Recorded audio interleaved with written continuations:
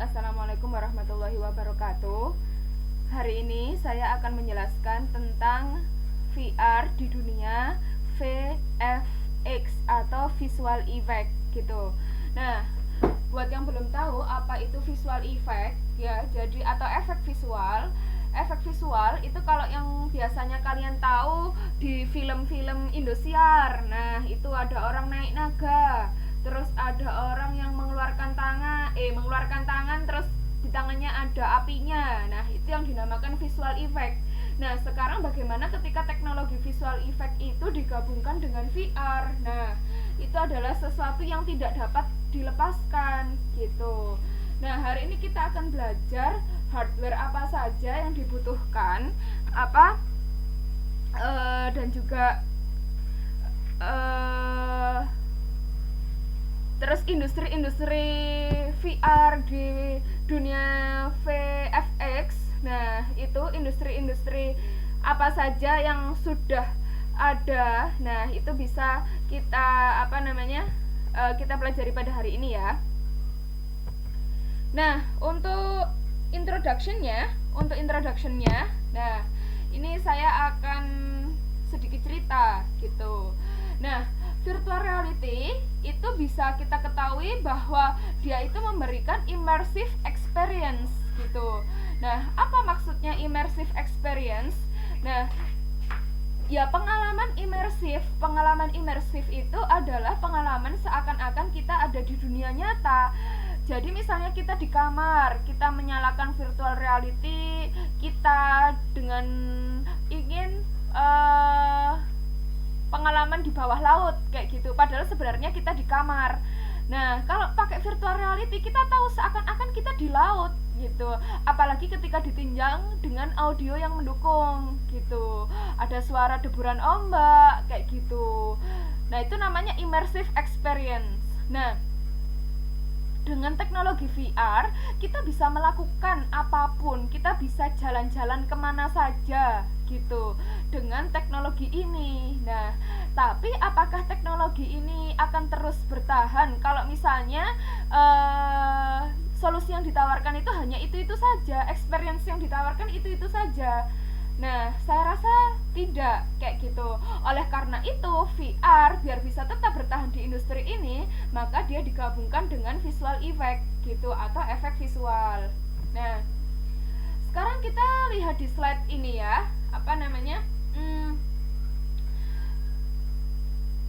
form factor daripada VR gitu. Secara umum ya, kalau kita ingin memanfaatkan teknologi virtual reality, yang kita butuhkan itu adalah headset. Nah, otomatis headset, dan itu harus terintegrasi oleh audio dan juga memiliki motion controller combination. Nah, digabungkan antara kombinasi audio dan juga motion controller gitu. Apa yang dimaksud dengan motion controller? Nah, motion controller itu adalah kontrol gerak gitu. Nah, di sini ada apa aja nih VR hardware yang paling laris? Nah, ini sudah ada di slide, kalian bisa tahu sendiri. Nah, di sampingnya adalah penjualan terbanyak beberapa tahun terakhir. Itu ada HTC Vive, HTC gitu ya. HTC Vive, Oculus Rift, terus Sony PlayStation, Samsung Gear VR, terus ada Google Daydream, terus ada Google Cardboard gitu. Nah, di sini bisa dilihat adalah virtual reality desktop headset comparison. Nah, namanya aja VR desktop, berarti ya harus berbasis desktop. Dijalankannya VR itu melalui desktop. Nah, ini yang pertama ada dibandingkan, ini ada HTC Vive, ada Oculus Rift, terus ada Windows Mixed Reality, ada PSVR. Nah, itu bisa dilihat. Nah, pada kolom experience yang ditawarkan ada stationary, terus room scale. Nah, apa bedanya? Nanti bisa kita lihat di slide selanjutnya. Nah, lihat itu kenapa kok HTC Vive kira-kira kok bisa dia menduduki peringkat paling atas itu. Nah, itu bisa dibandingkan nih fitur-fiturnya gitu. Ternyata sama-sama dengan Oculus Rift, ternyata fiturnya sebenarnya 11-12 ya, tetapi dia menang di weight, headset weight, beratnya ringan sekali dibandingkan temannya Oculus Rift, dia cuma 1,2 pound gitu. Nah, sedangkan virtual reality mobile headset otomatis dia dijalankan dengan aplikasi mobile gitu ya, dengan aplikasi mobile. Nah, itu ada Samsung Gear VR, ada Google Daydream, ada Google Cardboard. Nah,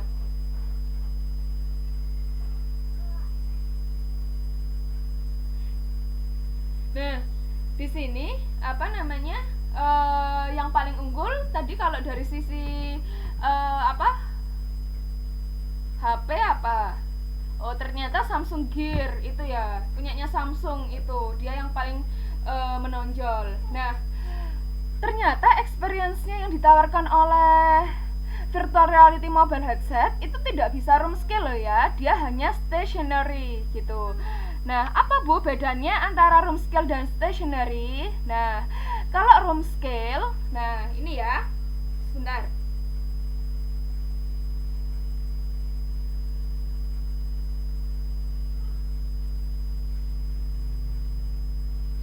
Kalau room scale itu dia refers to the ability of a user to freely walk around the play area of VR experience gitu. Jadi dia itu bisa mendeteksi arah langkah kita selama kita berada di area yang mencakup oleh VR itu gitu, with his real movement track into the digital environment gitu. Jadi kita bisa tahu VR kita mendeteksi arah langkah kaki kita selama dia berada di area VR itu. Nah, kalau stationary experience gitu, on the other hand, injects what is sound like a VR experience where the experience is designed around the user remaining seat or standing gitu. Jadi kita bisa tahu bahwa user itu sedang duduk atau sedang berdiri. Nah, itu stationary experience. Tahu ya kan bedanya antara room scale sama stationary. Nah, yang ditekankan bahwa VR device allow for room scale experience while the lower end mobile based experience do not gitu. Jadi semurah-murahnya device VR itu pasti dia bisa room scale experience gitu. Tetapi semahal-mahalnya mobile VR itu tidak bisa room scale, dia hanya bisa stationary experience gitu untuk saat ini. Nah, mungkin teman-teman skripsinya pengen pengen untuk menyelesaikan misi, tiba-tiba mobilenya bisa jadi room scale ya nggak masalah gitu. Nah, sekarang inside out tracking gitu. Apa maksudnya Bu inside out tracking itu Bu? Gitu.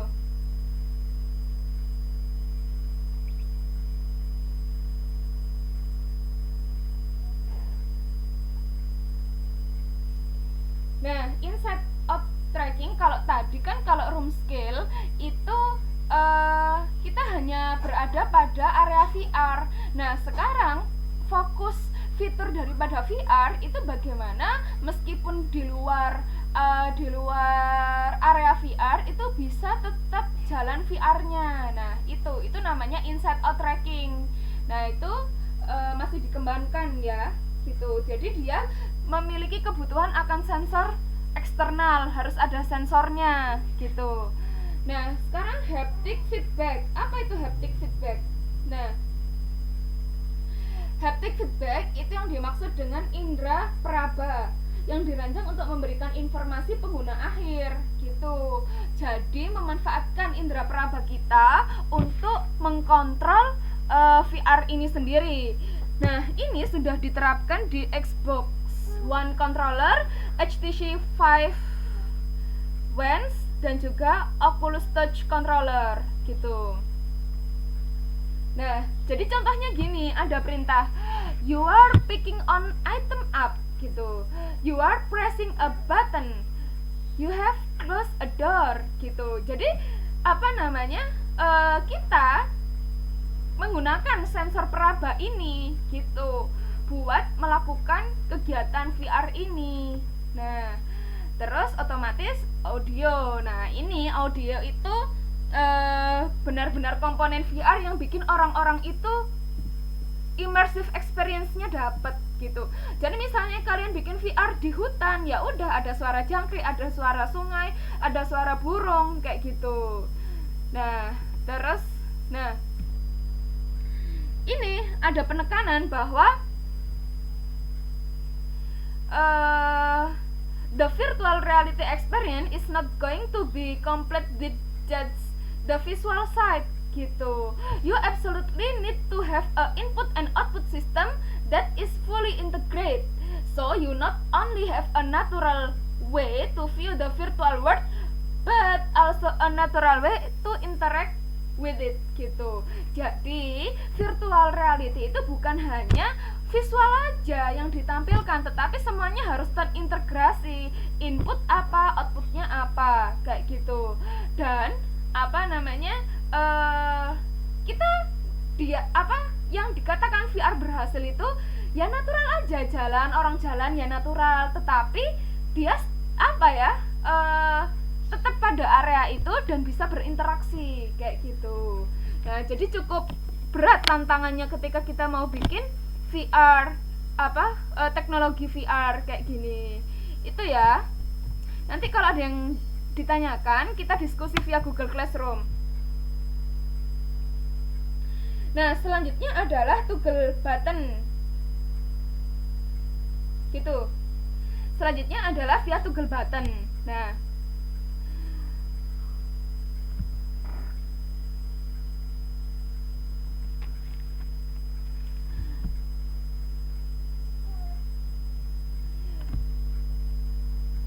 jadi toggle button ini sebenarnya sederhana saja gitu.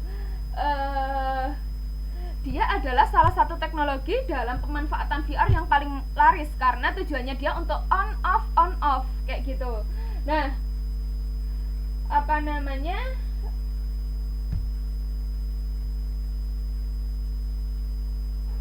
itu sih ya, toggle button itu fungsinya buat on off kan kayak gitu. Nah, biasanya dia sudah banyak dimanfaatkan di VR headset manapun, salah satunya di Google Cardboard itu. Nah, terus ini yang terbaru adalah integrate hardware touchpad gitu. Jadi hardwarenya ada touchpadnya ya gitu. Nah, beberapa hardware manufaktur seperti Samsung, yang ini yang dijadikan contoh adalah Samsung Gear VR. Dia itu memberikan ide bagaimana hardware button itu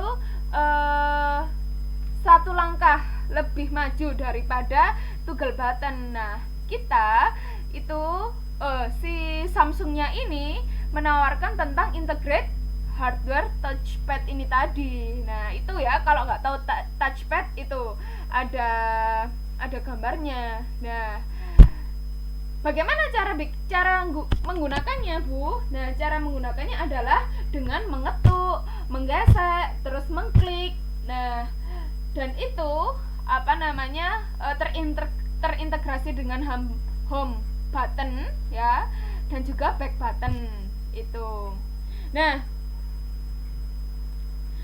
panel sentuhan ini tentu saja lebih oke daripada toggle button. Kenapa seperti itu? Nah, karena pengguna diberikan kebebasan untuk menyentuh secara horizontal ataupun vertikal kayak gitu. Nah, terus tap on item. Nah, kita bisa ngetap item dengan leluasa gitu. Kita naikkan volume dengan leluasa juga. Nah, jadi intinya lebih fleksibel kayak gitu.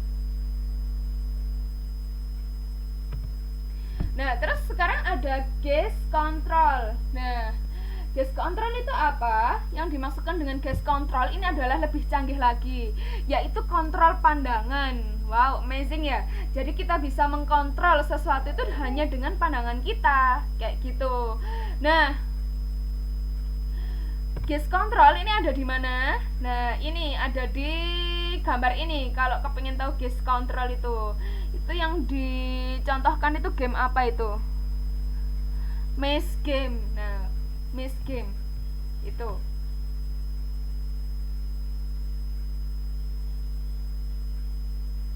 Nah, tentu saja gaze control ini memberikan pengguna lebih aktif ketika melakukan sesuatu kayak gitu. Nah, jadi kalau pengen simulasi jadi orang yang bisa mengkontrol sesuatu lewat pandangan, nah ini simulasinya ya. Nggak perlu bertapa, kita pakai teknologi gaze control aja. Lewat pandangan sudah bisa mengkontrol aplikasi gitu. Nah, tentu saja ada keyboard and mouse. Nah, ini some VR headset utilize variation of standard mouse or keyboard for interaction. Nah, itu standarnya ya pakai mouse sama keyboard. Itu tidak saya jelaskan lagi. Nah, ada juga many headset itu pakai standar gamepad itu. Nah, terus ini yang dimaksud dengan motion controller gitu. Motion controller itu sebenarnya ini adalah sudah sangat populer di 2D PC games gitu. Tetapi saat ini dimanfaatkan juga di VR gitu. Nah, salah satu yang menggunakan ini adalah Oculus Touch Motion Controller gitu. Nah, digunakan untuk Oculus Rift. Produknya untuk motion controllernya namanya Oculus Touch gitu. Nah, terus ada hand tracking. Nah, hand tracking enable headset to track the user hands in VR gitu, without any additional hardware worn on the extremes gitu. Jadi dia mengetrack tangan kita gitu. E-tracking gitu. E-tracking. Nah, tugasnya coba sih kalian kasih tahu perbedaannya, apa bedanya gaze controller sama eye tracking gitu. Itu ya. Nah, sekarang yang ditunggu adalah film-film yang menggunakan teknologi VR. Apa aja? Nah, ini ada Essence the Wall, punyanya Game of Thrones. Itu, dia pakai VR experience. Nah, terus ada juga ini Martian VR experience. Ini bisa kita lihat ya nanti di YouTube-nya. Bisa lihat sendiri aja ya, langsung klik linknya. Dan juga Dear Angelica, itu dia adalah film anime yang menggabungkan teknologi VR dengan visual effect gitu.